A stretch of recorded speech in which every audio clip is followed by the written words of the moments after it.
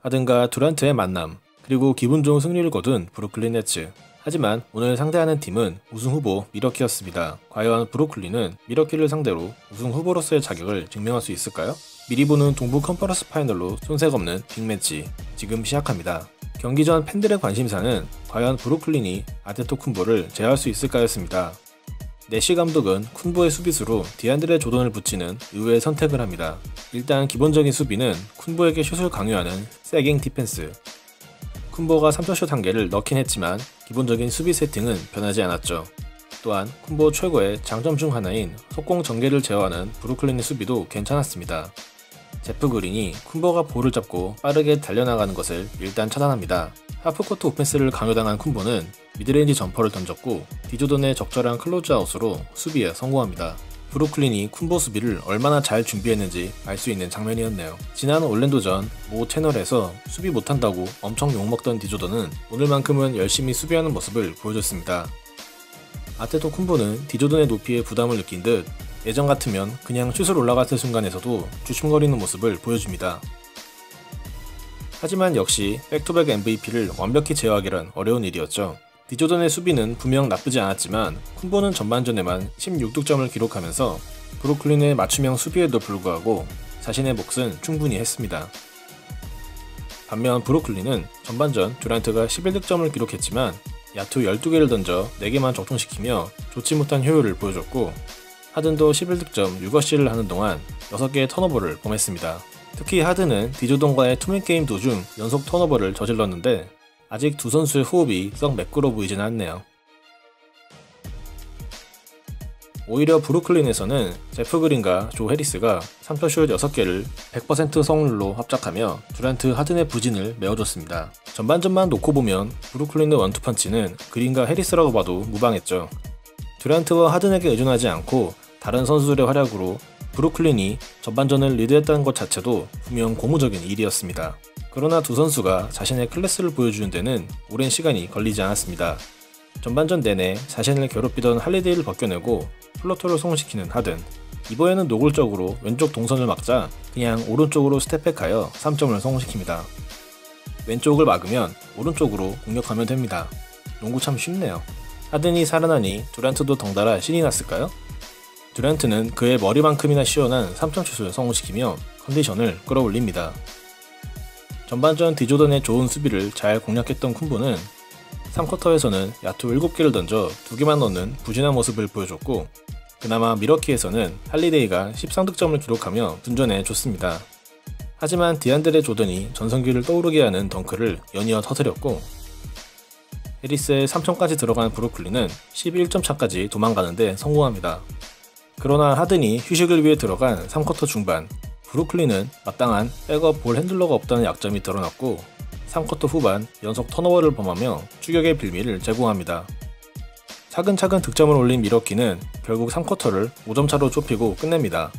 3쿼터 흐름을 잡고 끝냈던 미러키의 분위기는 멈추지 않았고 4쿼터 시작 2분 만에 미러키는 역전에 성공합니다.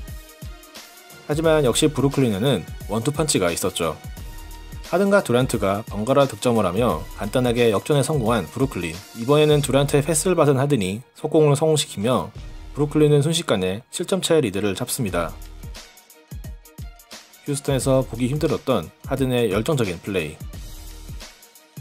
심판의 엉덩이를 만지는 여유까지 보여줍니다. 미러키는 다시 추격을 시작했고 쿤보가 빠른 속공으로 엔드원을 얻어냅니다. 그리고 브루클린의 로테이션이 꼬인 틈을 타 다시 덩크를 성공시키는 쿤보. 듀란트가 점퍼를 넣으며 미러키의 추격을 저지하려 했지만 디조던이 외곽에 있는 사이 브룩 로페즈가 풋백 득점을 올려놓습니다. 듀란트 혼자 있는 골밑은 로페즈의 놀이터가 될 수밖에 없죠. 직전 공격에서 손맛을 본 로페즈는 3점슛까지 성공시키며 다시 동점을 만듭니다. 역시 이 경기 쉽게 끝날 것 같지는 않네요. 브라운의 득점으로 브루클린은 다시 리드를 잡았지만 코너튼에게 3점을 허용하며 역전을 내줍니다. 남은 시간 4분, 브루클린의 원투펀치가 힘을 내야 하는 시점입니다. 할리데이의 집요한 수비를 뚫고 하든이 플로터를 성공시킵니다. 로페즈의 슛이 림을 외면했지만 코너튼의 허슬 플레이로 다시 앞서 나가는 미러키. 듀란트의 점퍼가 실패한 후 미들턴의 미드레인지 점퍼가 림을 맞고 들어가며 미러키는 3점 차까지 점수를 벌립니다. 근소하게나마 리드를 유지하던 브루클린이 클러치 싸움에서 밀리고 있던 순간 오늘 제대로 되지 않았던 하든과 디조던의 엘리옵 플레이가 가장 중요할 때 성공합니다. 로페즈의 슛이 실패하며 브루클린은 다시 앞서 나갈 수 있는 기회를 잡습니다. 그리고 하든은 아이솔레이션을 성공시키며 팀에게 역전을 선물합니다. 하지만 미들턴의 드라이브인 득점으로 숨 돌릴 틈도 없이 미러키가 앞서 나갑니다. 지금 이 순간 미러키의 에이스는 인기 유튜버 미들턴이네요. 브루클린은 듀란트가 자유투를 얻어내며 다시 역전 기회를 잡았지만 자유투 1구를 실패하며 동점을 만드는데 그쳤습니다. 다음 미러키의 공격, 할리데이의 레이업이 실패했지만 4쿼터 중반 이후 존재감이 없던 쿤보의 풋백 덩크로 미러키가 2점의 리드를 잡습니다. 종료 1분을 남긴 상황, 디조던은 하든에게 오프볼 스크린을 걸겠다는 신호를 보냈고 하든의 정확한 패스를 받은 해리스가 3점을 성공시키며 브루클린이 역전에 성공합니다. 이 경기는 마지막까지 가봐야 승패를 알 수 있을 것 같네요. 에이스 역할을 하고 있던 미들턴이 점퍼를 넣으며 다시 미러키가 리드를 가져갑니다. 이제 남은 시간은 단 50초. 브루클린의 공격권. 경기의 마침표를 찍으려는 하든의 3점 시도가 림을 외면합니다. 하지만 하든은 재빨리 리바운드를 잡았고 오픈 찬스를 잡은 듀란트에게 패스를 연결합니다. 그리고 미러키는 듀란트를 오픈 상태로 놔둔 대가를 치러야 했습니다. 3점을 내준 미러키는 미들턴이 응수하는 득점에 실패하며 무너지기 시작합니다. 미러키는 마지막 수비에 성공하며 공격권을 가져왔지만 미들턴의 3점이 실패하며 치열했던 명승부의 승자는 브루클린으로 결정납니다.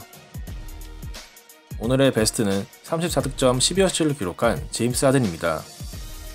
마지막 듀란트의 클러치 3점도 하든의 투지 넘치는 리바운드와 패스가 아니었다면 나오지 못했을 장면이라고 생각합니다. 오늘의 워스트는 아테토쿤보입니다. 34득점 11리바를 기록했지만 경기 종료 5분 전부터 2득점에 그치며 에이스다운 모습을 보여주지 못했습니다. 오늘 브루클린의 승리는 의미가 매우 커 보입니다.